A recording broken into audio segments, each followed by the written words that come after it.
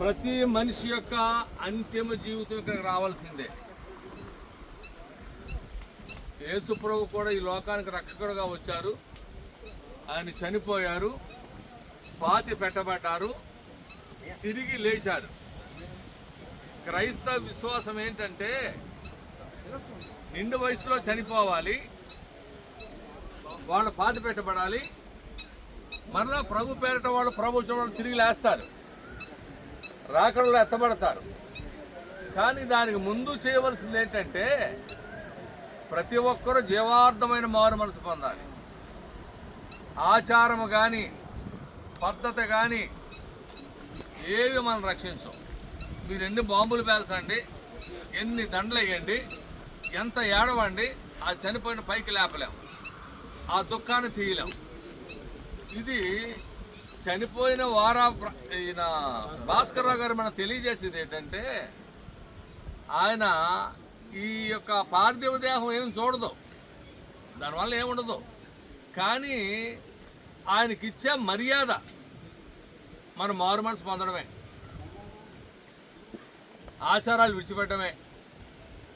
మీ ఊరు మంచిది నేను గమనించాను. మా ఊర్లో అయితే చనిపోయారంటే కుర్రోళ్ళందరికీ ఆనందం, అందులో రాత్రి చనిపోతే మరీ ఆనందం. ఎందుకంటే రాత్రి అంతా మందేసి పొద్దున సమాధి చేయొచ్చు కనుక ఆనందానికి ఇంకా అంతు పొంతు ఉండదు.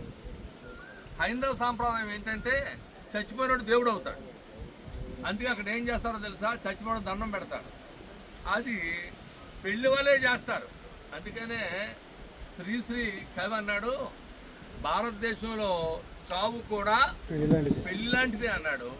క్రైస్తవులు మారు మనసు పొందడం మానేసి, వాక్యానికి స్థానం ఇవ్వడం మానేసి, క్రైస్తవ ఆచారం అంటే ఏంటో మర్చిపోయి, కనీస మర్యాదలు తెలియకుండా అన్యులతో మేము సమానమే, మేము అన్యులమే, క్రీస్తుని ఎరగని వారమే పేరు పెట్టుకున్నాం, కానీ మేము క్రీస్తు బిడ్డలం కాము అని మన ప్రవర్తన ద్వారా తెలియజేస్తున్నాం.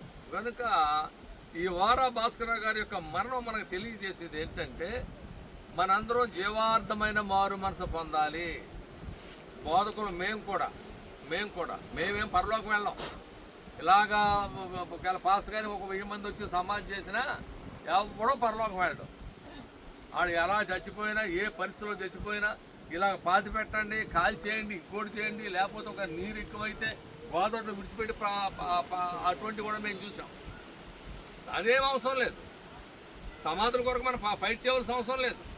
మన కుటుంబం కొరకు మనం ఫైట్ చేద్దాం, మన బిడ్డల కొరకు మనం ఫైట్ చేస్తున్నాం. ఎందుకంటే ఆయన చనిపోయారు, ఆయన మరి మనశ్శాంతితో చనిపోయారో మనశ్శాంతి లేకుండా చనిపోయారో ఆయన లేపి అడగలేం మనం. ఆయన ఒకవేళ రేపు లేచినప్పుడు అయ్యా నీ మరణానికి కారణాలు ఏంటి అని అడిగితే ఆయన బోర్డు చెప్తాడు. కనుక మనం ఏంటంటే మరణం అనేది ప్రతి ఒక్కరు నేర్పించేది. ఇది భయపడే ప్రదేశం కాదు, ప్రతి ఒక్కరు ఇక్కడికి రావాల్సిందే. మరణాన్ని ఎదుర్కోవడమే క్రైస్తవ్యం.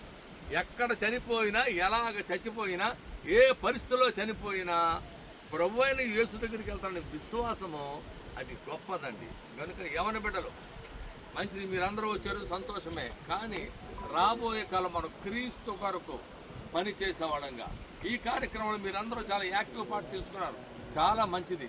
ఇది కాస్తంత మన జీవితాన్ని ప్రభువుకి అర్పించే విషయంలో, మందిరానికి వెళ్ళే విషయంలో, మరి ఇంతమంది సమాధికి వచ్చారు, ఇంతమంది మరి చర్చికి వెళ్తారా, ఇంతమంది చర్చిలో మరి ఏకీవిస్తారా? ఆ కార్యక్రమంలో ఏకీవించండి, మనకి మెండైన దీవెనలు ఉంటాయి. ఈయన చర్చి ఎల్డరు మంచిది, గౌరవంతో మీరు అందరూ వచ్చారు. ఆయనకి గౌరవం ఏంటంటే మనం ప్రభువుని అంగీకరించి ప్రభు కొరకు జీవిస్తే ఒక దినాన్ని శ్రేష్టమైన జీవితాలు మనం జీవిస్తాం. ఒకవేళ మరణించిన ప్రభు అయిన యేసు దగ్గరికి వెళతాం, అది శ్రేష్టమైన లోకం. లేదంటారా, లోక సంబంధంగా జీవిస్తే చనిపోయి అగ్నిగుండానికి వెళ్ళే పరిస్థితి ఉంది. ఈ భూమి మీద యాతన పడాలి, చచ్చి అక్కడ నరకంలో యాతన పడాలి. అక్కడ అగ్ని ఆరదు, పురుగు చావదు. కనుక దాన్ని మర్చిపోవడానికి మేము ఇక్కడ తాగేసి ఎంజాయ్ చేస్తాం సార్, కొంతకాలం ఉంటాం, ఎవడు చూసి వచ్చాడు, పరలోకం ఎవడు చూశాడు, నరకం ఎవడు మీరు అంటారేమో.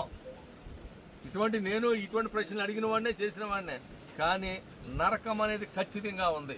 మరి ముఖ్యంగా యవ్వన బిడ్డలు మీరందరూ కూడా ప్రభువుకి స్థానం ఇవ్వాలి. మీ జీవితాలు మార్చుకోవాలి, మందిరాలకు వెళ్ళాలి, హృదయపూర్వకమైన జీవితాలు జీవిస్తే దేవుడు మీ కుటుంబాలను దీవిస్తాడు. లేదనుకోండి ఇలాగ ఒకరినొకరిని పాతిపెట్టుకుంటా పోతాం. దానివల్ల ఉపయోగం ఏంటండి? సమాధులు పెరిగిపోతాయి, స్థలాలు తరిగిపోతాయి.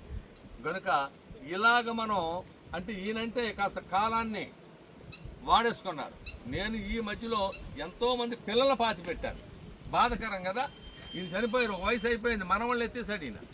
నేను పెద్ద ఇబ్బంది కాదు, కానీ పెండ్లి కావాల్సిన బిడ్డలే చనిపోతాం. మొన్నే మేము పాస్టర్ గారి పిల్లలు ధవళేశ్వరంలో 2 చనిపోయారు. 2 పాస్టర్ గారి పిల్లలు, అందులో ఒకడు డాక్టరు, ఒకడేమో బిఎస్సి నర్సింగ్ చేస్తున్నాడు, పాస్టర్ గారు ఇంజనీరు, ఉద్యోగం రిజైన్ చేసి సేవకు వచ్చాడు. ఆయన నెత్తి నోరు బాదుకుంటున్నాడు. ఏంటండి నాకే ఈ పరిస్థితి దాపరించింది, ఇగో ఇంతమంది త్రాగుబోతులు ఉన్నారు, ఇగో నా బిడ్డల దగ్గరికి ఎంతమంది వచ్చారు, ఎవడో జీవితం మార్చుకోవడం లేదు, ఏటి పరిస్థితి, ఎవరిని బిడ్డలు అడిగింది 25 ఏళ్ళు ఎవరికి నిండల. అలాగ మేము మా చేతులతో ఎంతో మంది చిన్న బిడ్డల పాతి పెట్టాం. కనుక ఇది ఎవరిని ఇబ్బంది పెట్టాలని కానీ దుఃఖ పెట్టాలనే ఉద్దేశం కాదు. కానీ మనం ఈ కార్యక్రమంలో నేర్చుకున్నది ఏంటంటే ప్రభువుకి స్థానము ఇవ్వాలి. ఆచారాలు మన పరలోకం తీసుకెళ్ళవు.